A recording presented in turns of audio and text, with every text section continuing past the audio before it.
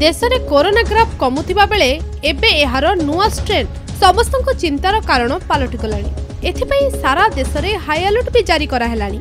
हेले एबे टिके आश्वस्ति लगुच कारण देश में टीकाकरण प्रक्रिया आउ किछि दिन रे चलिबो। नुआ वर्ष आरंभरू देश में कोरोना टीकाकरण प्रक्रिया आरंभ हेबो। सेथिपई प्राक अभ्यास स्वरूप आंध्र प्रदेश, आसाम, गुजरात और पंजाब रे ड्राई रन व्यवस्था करा जायछि। केवल लक्षद्वीप को बाद देले देशर समस्त राज्य और केंद्र शासित अंचल गुड़िकरे एने प्रशिक्षण दिया जायछि। सेहिपरि पंजाब लुधियानार दयानंद मेडिकल कॉलेज रे प्रस्तुति जोरदार चलिछि।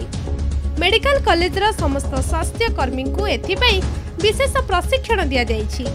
तेबे स्वास्थ्यकर्मी कर्मचारी ठारू एही टीका पर्यायक्रमे आरंभ हेबो बोली जणा पड़िछि। राज्य में 729 शीतल भंडार रहिछि जेउथिरे कि कोरोना टीका को सुरक्षित रखा जाय परिबो बोली मेडिकल कर्तृपक्षक पक्षरु सूचना मिलिछि। Bureau report, Konark news.